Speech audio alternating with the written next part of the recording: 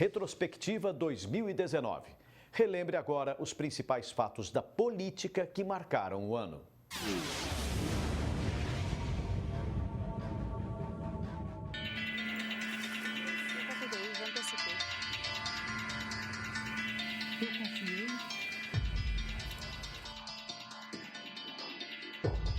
Quinta-feira, 5 de dezembro, o STF manda soltar Darcy Vera, a ex-prefeita de Ribeirão, condenada em primeira instância a 18 anos e 9 meses de prisão no maior esquema de corrupção da história da cidade, deixou a penitenciária feminina de Tremembé após conseguir um habeas corpus.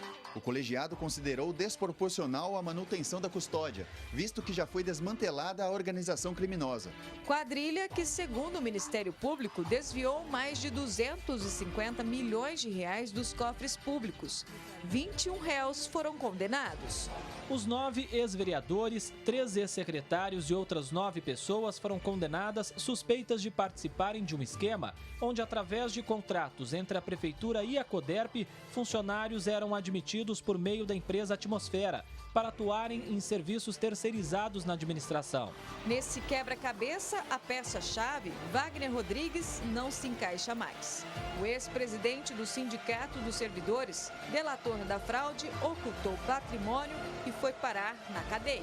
Rodrigues foi preso no apartamento onde morava, no bairro Consolação, na capital paulista, e o acordo de colaboração foi rescindido. Atrás das grades também estão ex-prefeitos, secretários, servidores e uma vereadora, suspeitos de desviar verbas para a compra de merenda escolar de quase 50 municípios no estado. Nessa fase, a Polícia Federal apurou que as fraudes eram aplicadas no início das licitações. Desvio também em Orlândia. Segundo a promotoria, 23 contratos foram superfaturados. Teve golpe até na contratação de uma cirurgia para um paciente renal.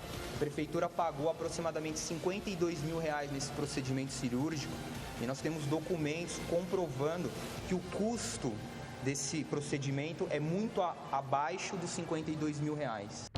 Assistimos a novas denúncias. Contas reprovadas, bens bloqueados, ações civis públicas que complicaram a situação de ex e atuais governantes. O Ministério Público ajuizou uma ação civil contra o prefeito de Jaboticabal e outros 2 ex-chefes do Executivo por suposta contratação de uma funcionária fantasma. O que assombrou mesmo foi o político, eleito pelo povo, mas agindo contra a vontade popular. Eles novamente meteram os pés pelas mãos. O presidente da Câmara de Sertãozinho será investigado por uso irregular de carro oficial. Ele teria utilizado o veículo para tratar de assuntos pessoais em São Paulo e ainda transportado uma munícipe, o que é proibido por lei. Na calada da noite, ou até de forma urgente, aprovaram medidas contraditórias. A Câmara de Taquaritinga aprovou o projeto que aumenta os subsídios do prefeito, vice e secretários. Só do chefe do Executivo, o reajuste é de 34%. E sancionaram outros tantos projetos polêmicos. A lei do abuso de autoridade em debate na macro-região. Pode ser considerado abuso de autoridade prorrogar investigações, determinar condução coercitiva, divulgar gravações que exponham o investigado, entre outras. Quem desrespeitar pode perder o cargo ou até ser preso. E ouvimos gritos de protestos nas maiores cidades da macro-região. Nenhuma autoridade de bem vai correr o risco de fazer o seu trabalho correto com receio de ser punido. Ameaça também cibernética. Hackers invadem celulares de autoridades brasileiras e interceptam mensagens. A Polícia Federal deflagra a Operação Spoof e prende os suspeitos em Ribeirão, Araraquara e Sertãozinho. Essas pessoas já foram encaminhadas para Brasília, onde prestarão depoimentos em cumprimento do restante da investigação. Na nossa jornada 2019, uma tempestade de escândalos mergulhou cidades do entorno em crise. Em Em Morro Agudo, a Câmara cassou o mandato do prefeito Gilberto Barbete. Em Barrinha, Mitu Takahashi, chefe do executivo, investigado por desvio de R$39 mil em mudas de plantas, renuncia ao cargo. Num texto muito breve, ele justifica que os motivos para deixar a prefeitura são plenamente de foro íntimo. Em Pirassununga, um prefeito acusado de assediar e beijar mulheres à força. Ademir Alves Lindo é condenado, em segunda instância, por improbidade administrativa. Uma mulher afirmou que, além de ter sido beijada à força pelo prefeito, a filha de 11 anos que estava junto também foi assediada com um beijo. No processo, há depoimentos de 4 mulheres. E quantos outros políticos ficaram e ainda estão na berlinda?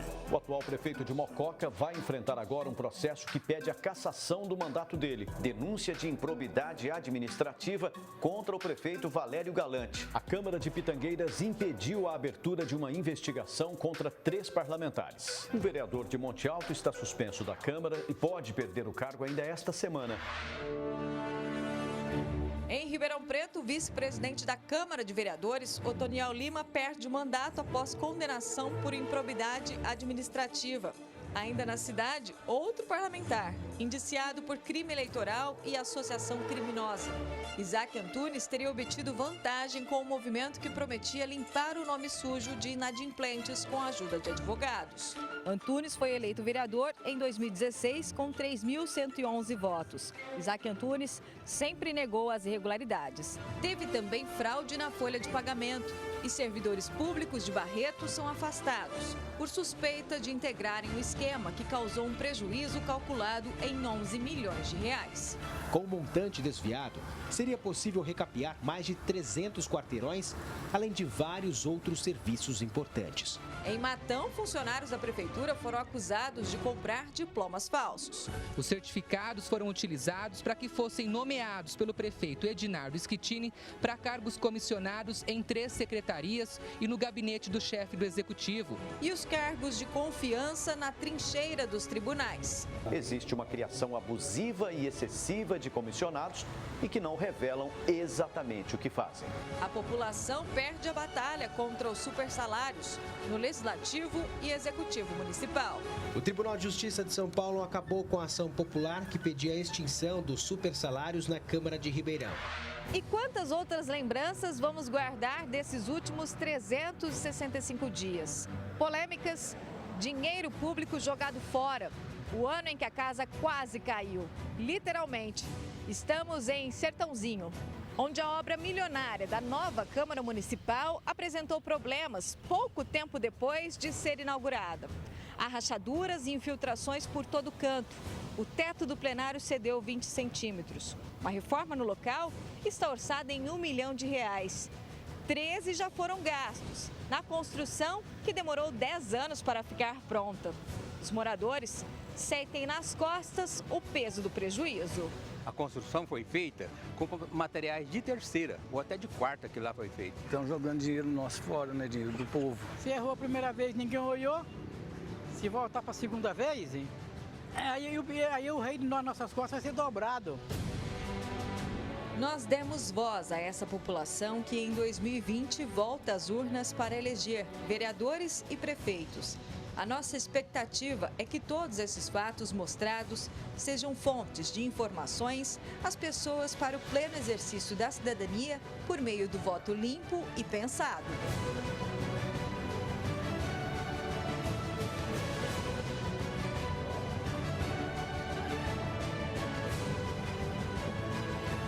Ximene Osório na retrospectiva 2019 para o Jornal da Clube.